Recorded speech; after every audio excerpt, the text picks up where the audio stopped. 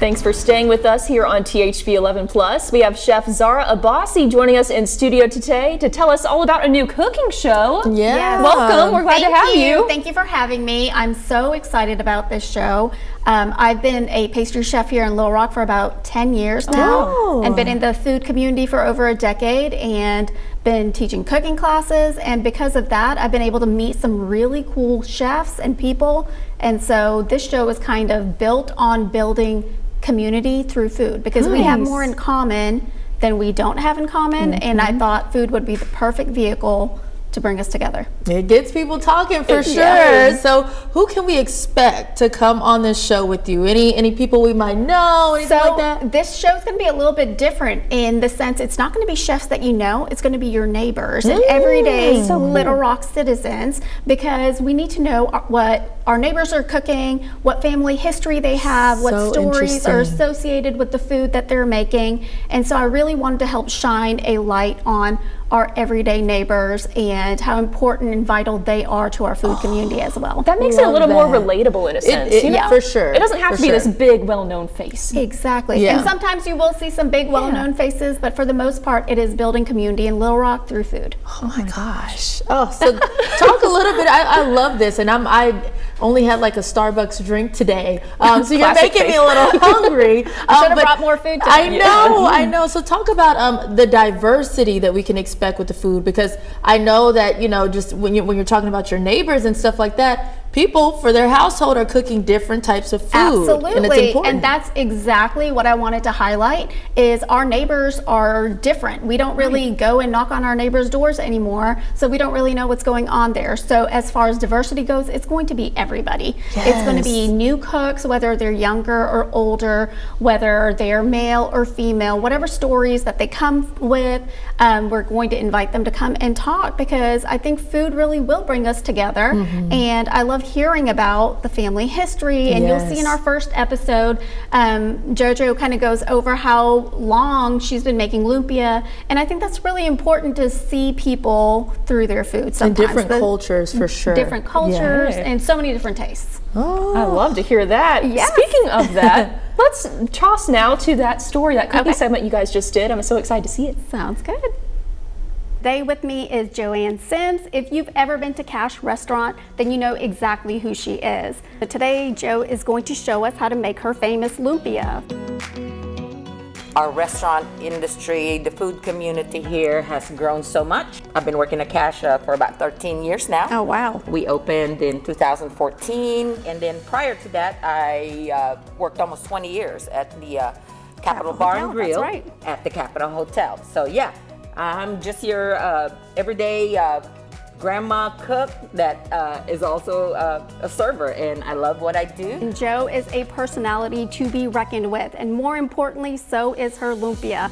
I don't know if you've ever tried it, but if you haven't, we're gonna kind of go over what makes it special, and we're gonna roll some together too. So traditionally, people will use ground pork. I prefer ground beef better. I live close to a local butcher, so I keep mine simple. I've got garlic, diced onions, water chestnuts. I love the little crunch that it gives after you fry it. And celery.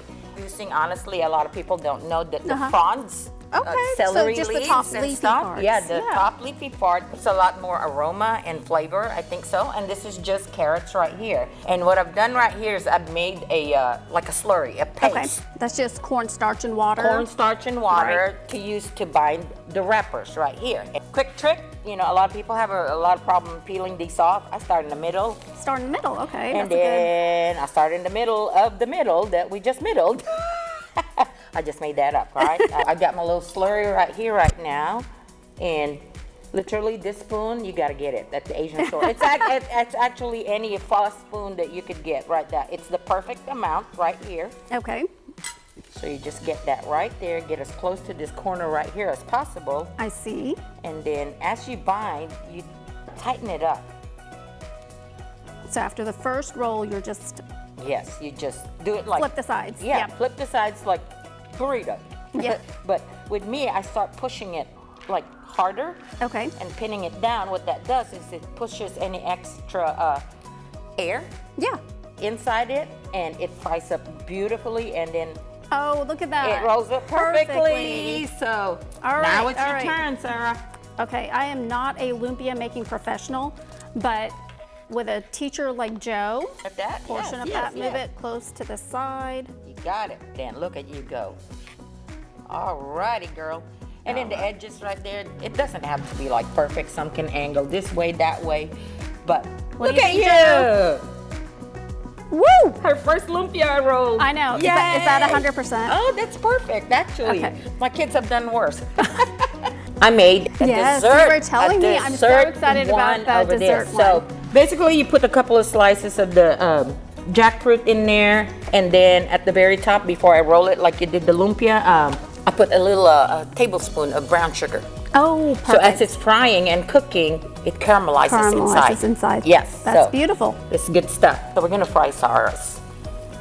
Let's see if mine will stick together. Well, you're a good teacher, so that was very easy. And like to I follow. said, this is this kind of makes it, it's like a glue, a binder. Yes. You know, to keep it all together like that. And I like that better than the egg trick because you're right, makes it thicker and makes it bubble out a lot Bubble more. out. That's the beauty of having these family recipes like passed down. Yes. You've been making them for generations, and then you're able to figure out what works better for your kitchen and your family. My Yes. mom uses these exact ones to make samosas. Yes, I know how to make those too. The other ones are still frying up, but these are done, so we're gonna give these a try. This is the plantain. The plantain with one. jackfruit. That sugar, the brown sugar, should have melted inside. Okay. So this is a good way of cooling it too. Always break your lumpia in half so you don't, especially if it just came from the fryer, so you don't burn your tongue.